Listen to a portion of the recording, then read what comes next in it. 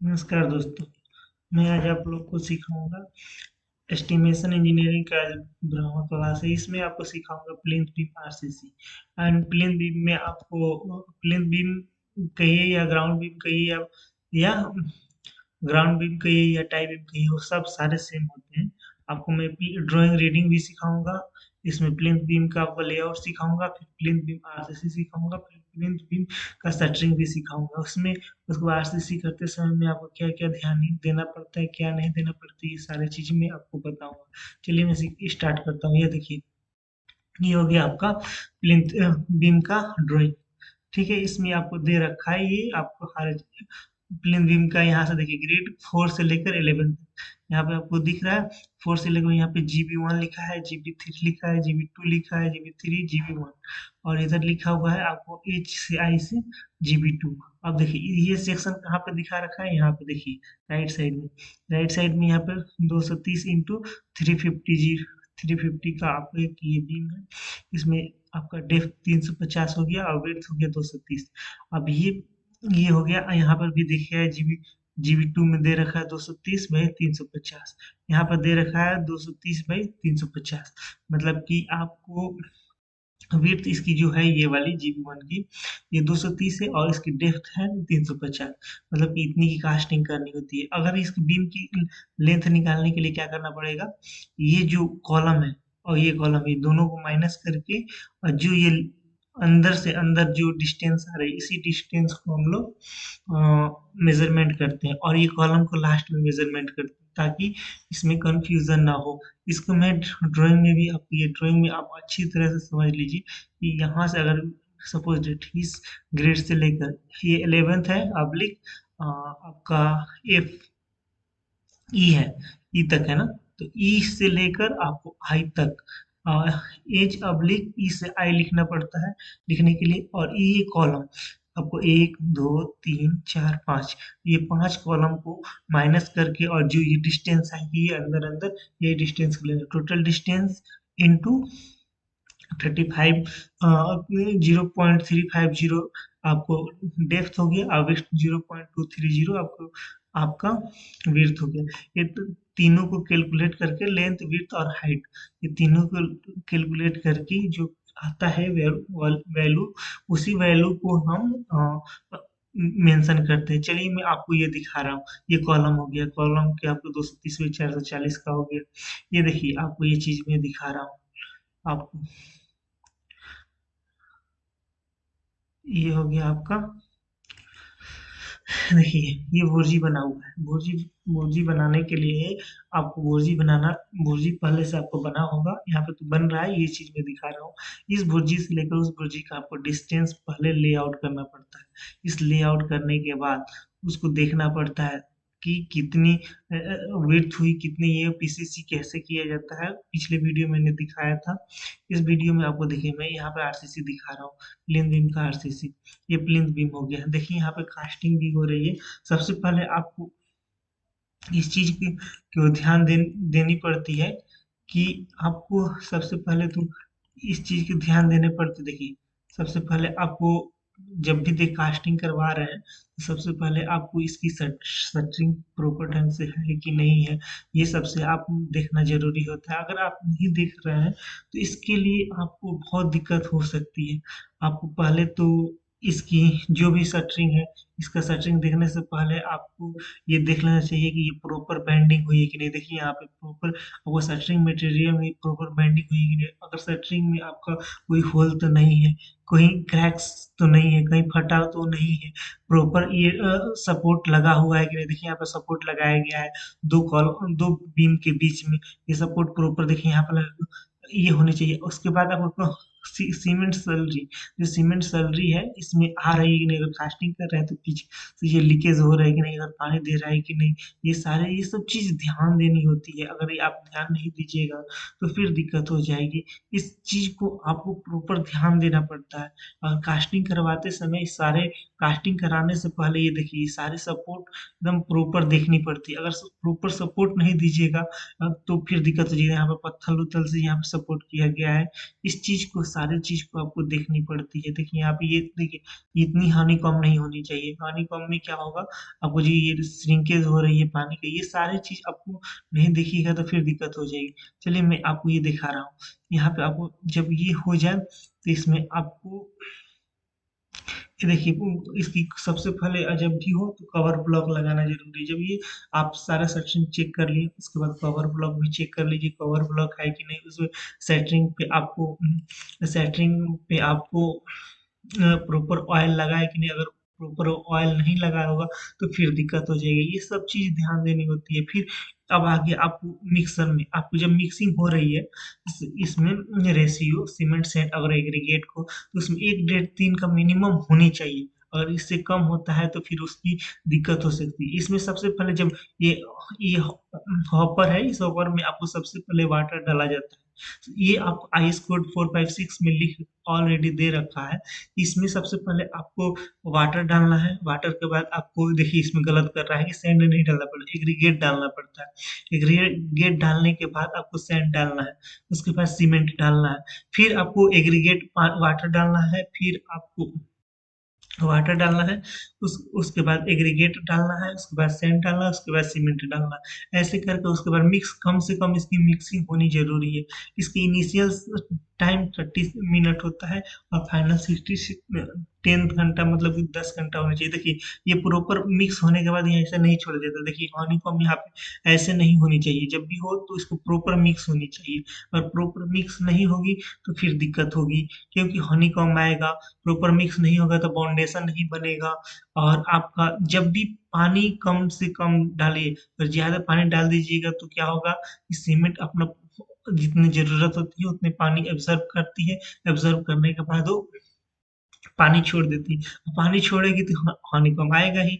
आपको इस सब चीज़ को बहुत बारीकी से देखना दे दिया जाता है। देखिए ये मिक्सिंग हुआ है मगर थोड़ी-सी इसमें पानी की मात्रा ज़्यादा हो गई है। इसमें इतना पानी की मात्रा नहीं होनी चाहिए और मिक्स प्रॉपर ढंग से करनी ज़रूरी है। अगर मिक्स नहीं होगा हॉपर में तो आपको फिर कोई फ़ायदा नहीं है। आपको कंक्रीटिंग करवाने से ये सब चीज़ बहुत ज़्यादा ध्यान में देनी होती है। अब उसमें आपको इनिशियल आपको देखिए initial setting time, final setting time तो ये तो आपको मैं बता अब देखिए यहाँ पे हो गया। यहाँ पे जब कंक्रीटिंग किए हैं तो यहाँ पे सबसे पहले आपको वाइब्रेटर मारना ज़रूरी है। वाइब्रेटर अगर नहीं होगा तो फिर दिक्कत होगा। देखिए यहाँ पे कवर ब्लॉक भी नहीं लगा है। कवर ब्लॉक अगर नहीं लगेगा तो फिर कोई फ़ायदा नहीं है आपको करने से। आपको ये जो रेनफोर्समेंट है इसकी आपकी प्रॉपर आपकी नहीं मिल सकती है। आपको इसमें हनीकॉम्ब श्रिंकेज आ जाएगा। अभी भी देखिए यहाँ वाइब्रेटर मार रहा है। वाइब्रेटर इस तरीके से यहाँ पे कम से कम आईएस कोड के हिसाब से 15 से 30 सेकंड तक आप एक जगह पर वाइब्रेटर मार सकते हो। वहाँ से फिर आपको चेंज करना होगा। अगर नहीं चेंज कीजिएगा तो देख लीजिए वाइब्रेटर नहीं मारा गया तो यहाँ हनीकॉम्ब हो गया है। ये सब चीज़ें देखिए ये आपको 15 एमएम का नोजल लगा रखा है। ये नोजल कम से कम नीडल वाइब्रेटर कम से कम 15 एमएम से ज़्यादा होनी चाहिए ताकि इसमें अच्छी सी वाइब्रेटर लगाया जा सके। ये देखिए 15 सेकंड से ज़्यादा नहीं मारा। ये तो अच्छा काम किया कि 15 सेकंड से आपको 15 से 30 सेकंड के बीच में आपको इससे ज़्यादा नहीं किया जाता है। ये सब चीज़ें ध्यान देनी होती है। अगर देखिए अगर कास्टिंग हो रही है तो बाद में ये भी देखनी होती है कि साइड में भी कहीं पे ये बीम आपका प्रॉपर डायमेंशन में है कि नहीं, पूरी सूत में है कि नहीं। अगर आप वाइब्रेटर मार रहे हैं तो वाइब्रेटर में क्या होता है कि शटरिंग इधर-उधर हो जाती है। तो सब चीज़ को पूरी तरीके से देखनी होती है। अगर आप नहीं देखिएगा तो फिर दिक्कत हो जाएगी, क्योंकि आपको प्रॉपर बिल्डिंग आपको सीधी लाइन में नहीं मिलेगी और ना ही आपको ये होगी। अगर नहीं कीजिएगा तो यहाँ पे देखिए ये कितना एमएम का है, 15 से 20 एमएम का आपको क्रैक्स मिलेंगे। ये सब चीज़ें ध्यान देनी होती है। अगर नहीं ध्यान दीजिएगा, सब एक सिविल इंजीनियर को ये सारे छोटी से छोटी चीज़ें ध्यान देनी पड़ती है। वहाँ पे खड़े होने पड़ते हैं, देखने पड़ते हैं कि प्रॉपर मिक्स कर रहे हैं कि नहीं कर रहे हैं।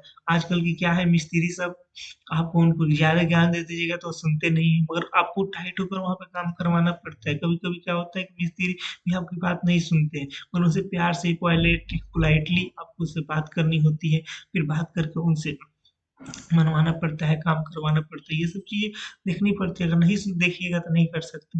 अब चलिए मैं आपको इसके कैलकुलेशन बता रहा हूँ। इसमें सबसे पहले क्या होता है, लेंथ, विड्थ और हाइट। इसमें लेंथ कितनी हो गई, प्लिंथ बीम की लेंथ होनी चाहिए, प्लिंथ उसके विड्थ, प्लिंथ बीम की विड्थ होनी चाहिए, आपको ये तो बता रखा है, हाइट होनी चाहिए। अब इसकी क्या होगा, हाइट कितनी है 350 mm, और विड्थ कितनी है 230, और आपका हाइट कितनी हो गई, लेंथ होगी आपका 3.15, हाइट कितनी हो गई 350, विड्थ हो गई 230, और आपकी लेंथ हो गई 3.15। पिछले वीडियो में आप देखिए यहाँ पे इसकी तीनों को आप मल्टीप्लाई कर दीजिए, ये टोटल आपको क्यूबिक मीटर आ गया। इसको एक्सेल एक्सेल में कैसे पुट करते हैं ये चीज मैं आपको दिखा रहा हूँ। इसको सबसे पहले चलिए मैं आपको एक्सेल में लेकर चलता हूँ।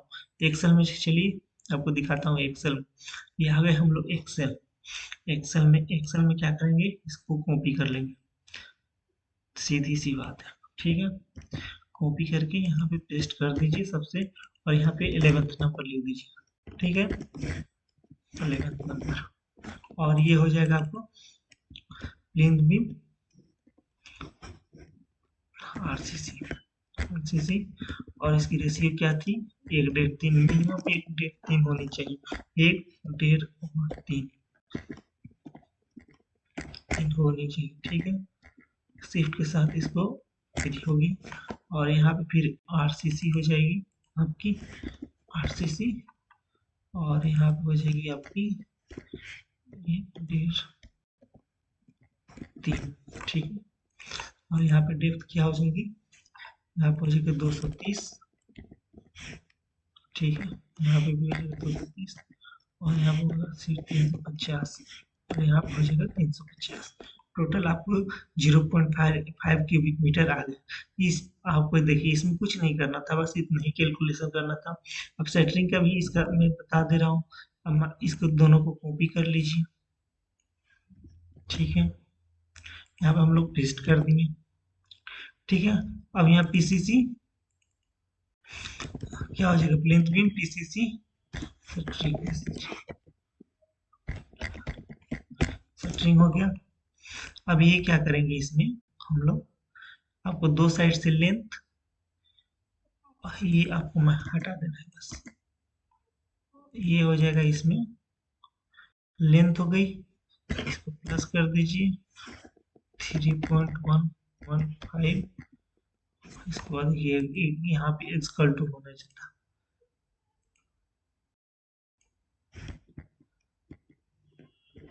ठीक है। एंटर कर दीजिए। यहाँ पे क्या था, देखिए यहाँ पे हट गया ना, उसको कंट्रोल प्लस जेड कीजिएगा तो आ जाएगा। अब यहाँ पे क्या करना है कि सेम क्या वैल्यू था 3.23, इसको क्लिक कीजिए 3.23 कर दीजिए, 3.23 प्लस 3.23 दोनों को जोड़ दिए, आ गया। अब इसमें क्या करेंगे, इसको माइनस हटा देंगे रेड वाला को, ठीक है। ये रेड वाला है ना, हटाकर एंटर दाब दीजिए, आ गया। इसको एंटर कीजिएगा और ड्रैग ड्रॉ कर दीजिएगा, देखिए टोटल आ गया। यहाँ पे सेटरिंग लिख दिए, ठीक है, ऐसे कर दिए। अब इसमें भी वही काम करेंगे। इसमें क्या करेंगे, इसको विड्थ को हटा देंगे बस, दो साइड है। अब इसको कॉपी कर लेते हैं, सीधी सी बात, यहाँ पे पेस्ट कर दिए, इसको कॉपी कर लीजिए और यहाँ पे पेस्ट कर दीजिए। अब यहाँ पे ये रेड वाले को हटा देना है बस, एंटर दबिए और इसको भी हटाइए। अब हो गया, एंटर दबिए, ये क्यूबिक मीटर, यहाँ पे क्यूबिक मीटर की जगह स्क्वायर मीटर, ठीक है। इसको ड्राइव डाउन कर दीजिए, यहाँ पे स्क्वायर मीटर हो गया। अब यहाँ पे स्क्वायर मीटर, इसको भी करना है स्क्वायर मीटर, इसको भी स्क्वायर मीटर, इसको भी स्क्वायर मीटर, बस ये आपका सेटरिंग हो गई। पीसी से आरसीसी यहाँ पे सेटरिंग लिखना है, हो गया। फिर यहाँ पे भी मैं इस सेटरिंग लिख दूंगा, HO3 हो गया। अभी हो गया टोटल आपको आपको मैं क्लास में देखिए फुटिंग का एक्सटेंशन हो गया, सेंट फिलिंग हो गया, पीसीसी हो गया, रेक्टेंगुलर ट्रायंगल का, ये सारे चीज मैंने आपको एक एक करके बता दिया। अब नेक्स्ट वीडियो में आपको कॉलम का मैं बताऊंगा, कॉलम का कैसे लेते हैं उसका सेटरिंग, और उसका लेआउट बस सिखाऊंगा। हर एक चीज आपको ये चीज एक एक करके वीडियो देखिए और समझिए। जो भी नहीं समझ में आए तो कमेंट भी कर सकते हैं, सर मानिए कोई